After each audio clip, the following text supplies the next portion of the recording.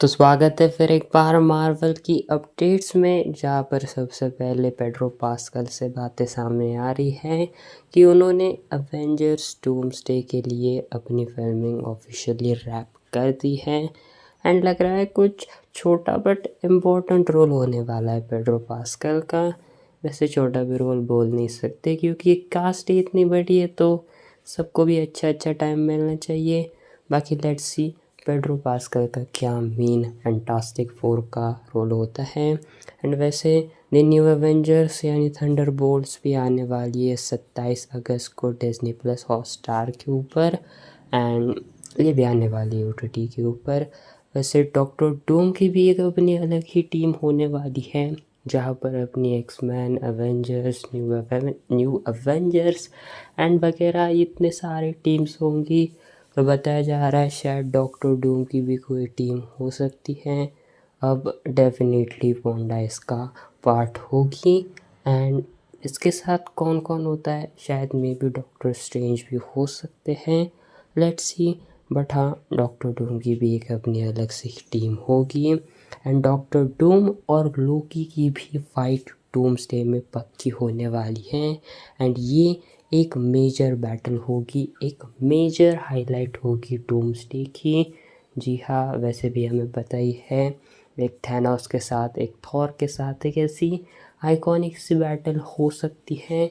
And जिसमें लोकी का भी नेम शामिल है। ऑल्सो स्पाइडरमैन भी हो सकता है, अपना मिस्टर फैंटास्टिक हो सकता है। तो जी हाँ, बाकियों का तो पता नहीं, but Loki and doctor Doom की बैटल एक मेजर हाईलाइट होगी।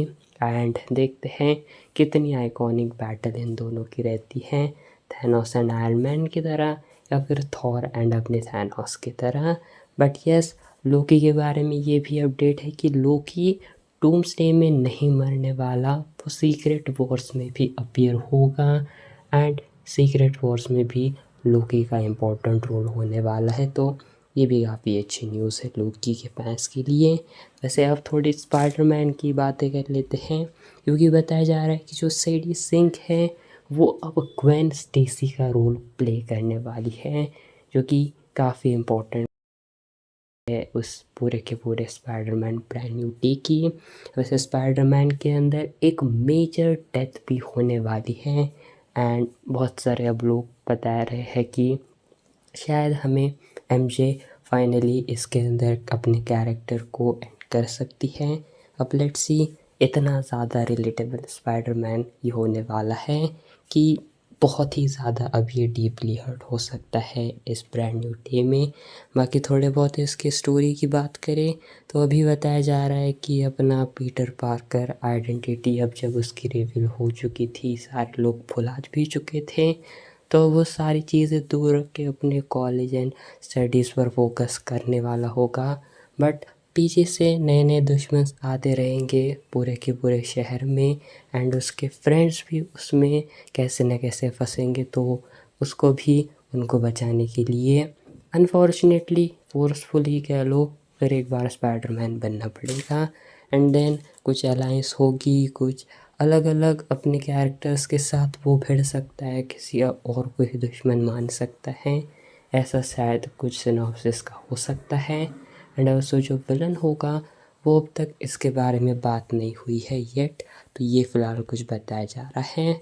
बाकी देखते हैं, शूटिंग तो चल ही रही है और देखते हैं क्या होता है स्पाइडरमैन के अंदर। बट बहुत कमाल की ये भी फिल्म होगी। एंड आखिर में मेरी फेवरेट अपडेट इम्पॉर्टेंट भी है, जो कि है एना डी आर्मस को लेके। तो फाइनली एना डी आर्मस भी MCU में आने वाली है। जी हाँ, अगेन बताया जा रहा है कि वो डिस्कशन में है मार्वल के साथ में आने वाले कुछ प्रोजेक्ट्स के लिए।